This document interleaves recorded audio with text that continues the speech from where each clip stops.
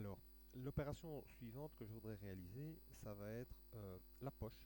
Je voudrais, je vais dire, usiner toute cette zone-ci, d'accord, la zone intérieure, on appelle une poche. Donc je vais faire clic droit, nouveau, usinage de fraisage, et j'ai Pocket. Chaque fois, ou pour la plupart des opérations, je me retrouve avec cette fenêtre qui me demande en fait qu'est-ce que je vais usiner. Donc le contournage, moi je veux définir cette zone. Donc la zone, vous voyez que je peux la choisir ici ou là. Maintenant, si je la choisis ici, je vais avoir un problème parce que les faces, euh, c'est cette face-ci et cette face-là. Ça ne va pas me permettre de définir le contour que je veux. Enfin, faites quelques essais, vous comprendrez. Je vais sélectionner mon contour ici. Voilà. C'est bien cette face-là. C'est bien ce contour-là. Je valide. Alors ici, autant dans le contournage, l'orientation est importante, savoir si on usine en opposition ou en avalant. Dans le cadre de poche, c'est pas ce paramètre-ci qui définit si je suis en opposition ou en avalant. Donc le sens dans lequel j'ai ma poche, hein, je peux changer le sens ici, ça c'est très important pour le contournage, mais pour la poche, ça l'est beaucoup moins. Je valide. Mon outil, je vais garder mon outil de 16. Ok, mon outil 2 est toujours sélectionné, à part que les paramètres ne sont pas bons du tout. Je ne sais pas pourquoi, j'espère que dans la préparation précédente, ils sont toujours bons. Évidemment, si je descends du 25... Alors ici, faites attention, parce que je vais devoir descendre dans la matière. Donc l'option plunge que j'ai mis à fond la caisse, lorsque je descends hors matière, ici je vais être dans la matière. Donc je prends une sécurité, je coupe par deux l'option l'avance qui était calculée ici. Alors, évidemment, la profondeur, en absolu, je veux être à cette profondeur-ci. Voilà, je peux l'écrire aussi, hein. Je peux écrire moins 25, hein, si je connais la géométrie et que je connais le plan de ma pièce. Alors, je vais valider, voir un petit peu ce que ça donne. Et on va regarder, on va critiquer. J'ai absolument modifié qu'une seule chose, c'est la profondeur. Je valide. Qu'est-ce qui fait par défaut? Je vois que j'ai une entrée, il y a déjà une chose qui est pas mal, c'est que je ne descends pas en vertical dans la matière, je descends en rampe. Voilà, si votre machine le permet, c'est vraiment la meilleure solution. Et puis une fois que je me retrouve en bas, bon, on va un peu regarder, hein. Voilà, vas-y. J'ai une descente en rampe. Bon, vous voyez évidemment qu'il va aller complètement bouffer l'îlot que j'ai ici au milieu. C'est pas ce que je cherchais. Et puis j'ai un contournage en...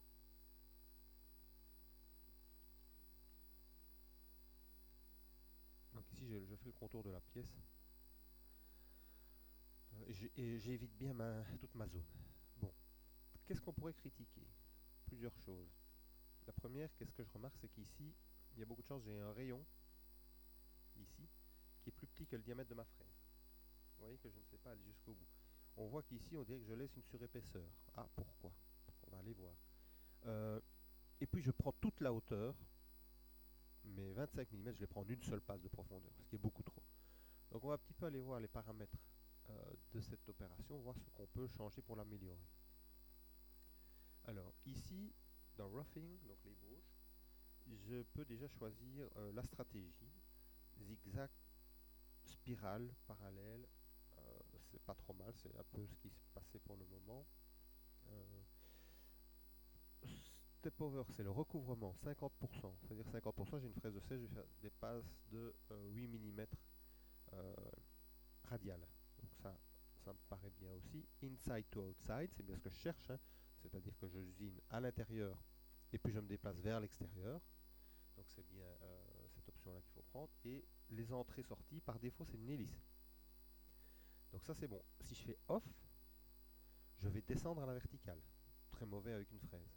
Rampe, je descends en zigzag. Et c'est une option qui convient bien lorsque je dois usiner par exemple une rainure de clavette.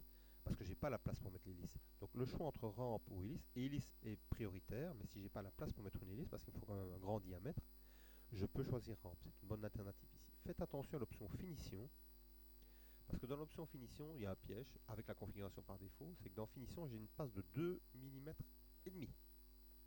Je parle bien d'une passe de finition de 2 mm et demi, ce qui n'a pas trop de sens. Donc je vais mettre 2 dixièmes, et comme tout à l'heure, keep tool down et machine finish pass only at final depth. Donc je vais uniquement faire la dernière passe euh, la passe de finition à la profondeur finale.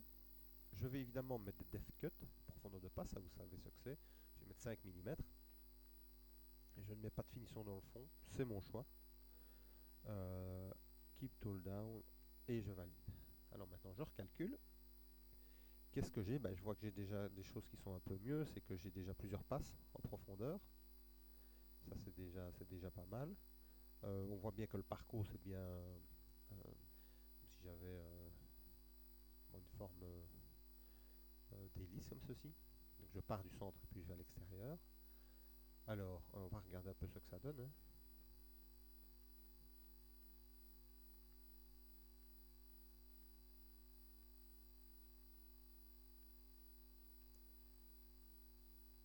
Pourquoi est-ce que je ne vais pas plus proche des bords ici par contre?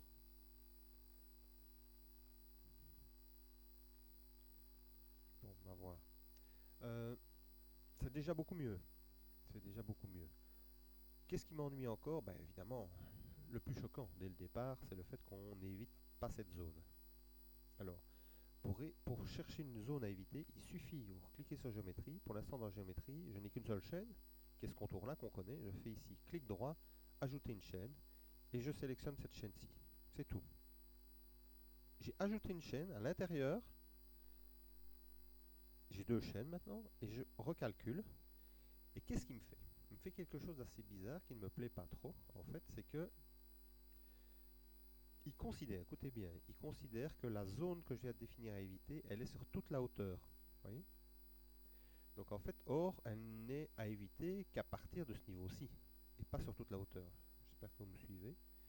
Donc dans les paramètres ici, dans l'option Depth Cut, vous voyez qu'il y a Use Island Depth. Utiliser la profondeur de l'îlot. Vous allez voir que maintenant, quand je recalcule avec ce paramètre coché, en fait, jusqu'à ce que j'arrive à ce niveau-ci, il usine sur toute la hauteur. Bon, qu'est-ce que je remarque moi quand même ici, c'est que une fois que j'ai, je vais dire, atteint le niveau de l'îlot ici, je ne sais même plus passer ici avec ma fraise. En fait, ce qu'on peut dire, c'est que pour faire cette opération-là, ma fraise de 16 est trop importante. C'est un diamètre trop important. On peut le voir comment, notamment dans Home ici, vous avez analysé de la distance et vous pouvez demander la distance entre cette face-ci et ceci. Et je vois que j'ai une distance de... Donc si je dis entre ça et ça, là il me prend le centre, ce qui ne m'arrange pas trop. Entre ça et ceci, voilà, là j'ai la distance entre ces deux points-là.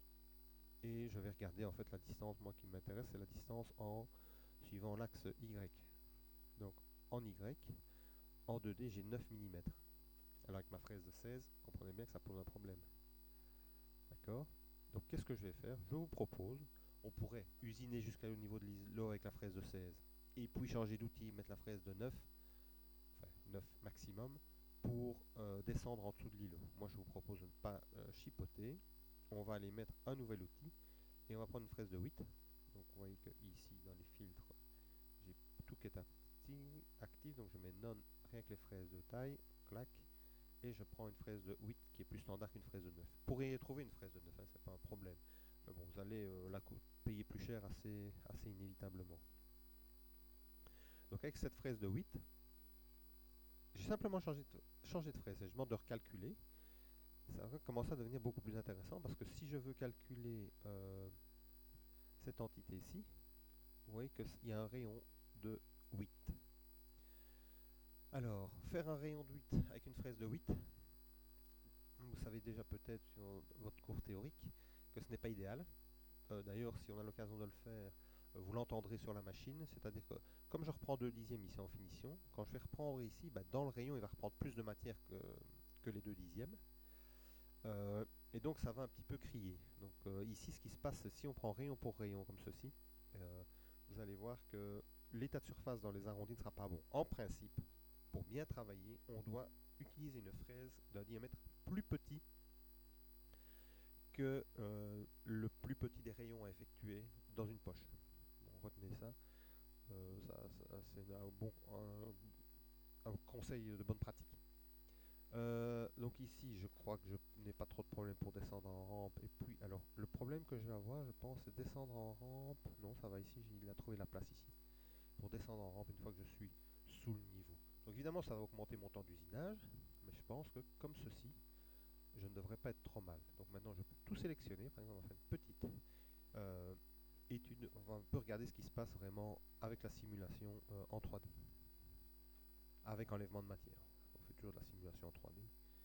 Je suis d'accord, mais ici, on va faire ça un peu avec l'enlèvement de matière. Donc, qu'est-ce qui se passe? Surfaçage, contournage. Ah, la passe de finition qui pose problème, parce que ma fraise n'est pas à diamètre suffisant.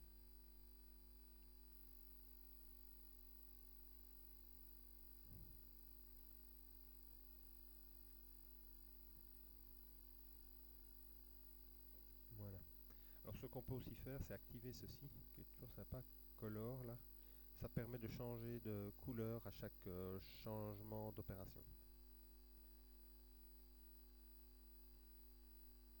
Comme ça on voit quelle face a été usinée avec quel outil.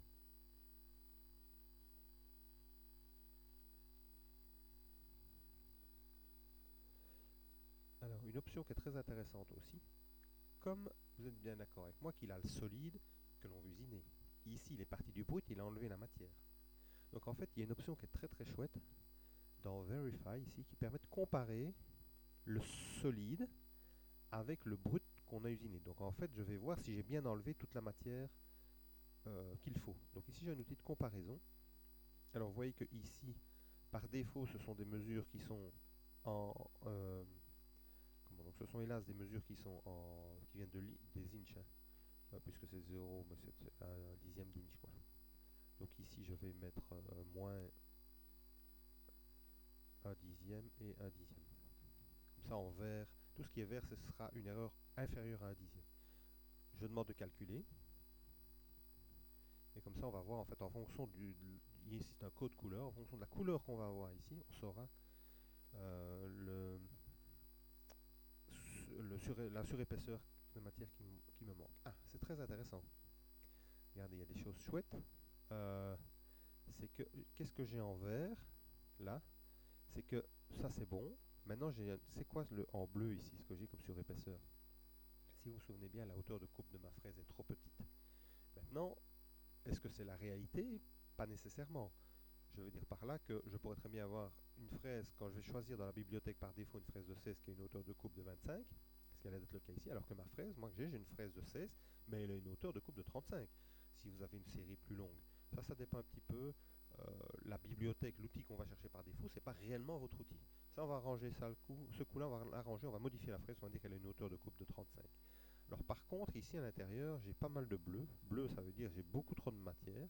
On voit bien ici, en fait, ici, on voit bien qu'il y a plusieurs problèmes. Les perçages, évidemment, n'existent pas, donc c'est normal qu'il rouspète, qu'il ait trop de matière ici. Mais en bleu, on voit que je ne vais pas jusqu'à la face. On l'avait vu au départ. Je ne sais pas si vous vous souvenez, on l'avait vu. Donc on va essayer de trouver où est le problème. Mais on voit qu'il y a plusieurs problèmes. Ici, à l'intérieur de la poche, je ne fais pas mes finitions correctement. J'ai trop de matière. Ok, on va essayer de trouver... donc, ici, on sait qu'on laisse de la matière sur le côté. D'où est-ce que ça vient? Ben les voilà.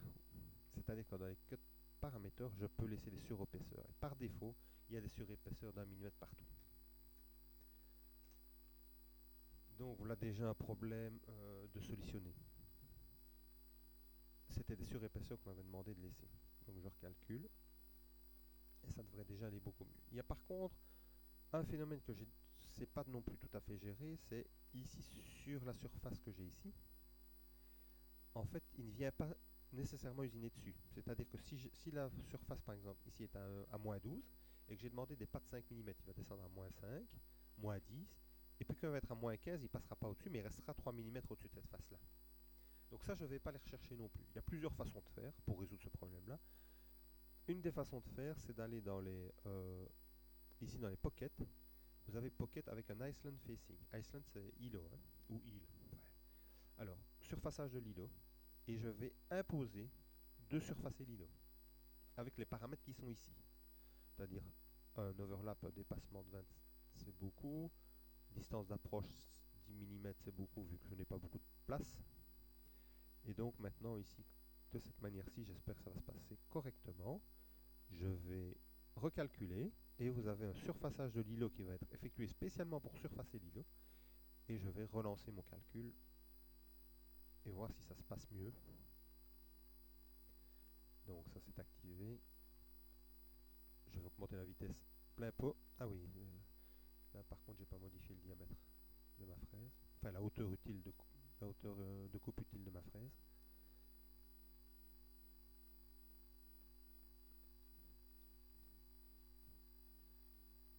Je vais dans vérification, comparaison et effectuer le calcul. Vous voyez que j'ai quand même un i7, un processeur i7 sur le PC sur lequel j'enregistre les vidéos et il faut quand même un petit bout de temps. Hein. Là ça commence à lui demander pas mal de puissance au niveau calcul. Ben, vous voyez que ça va déjà beaucoup mieux. Et quel est mon problème? Hauteur de coupe de ma fraise de 16 et a fortiori 25 mm avec une fraise de 8. C'est vrai que ça devient beaucoup ça. Hein. Je reconnais que ça devient beaucoup. Mais enfin bon, ça c'est plus un problème, c'est pas un problème de programmation, d'utilisation de Mastercam en tout cas.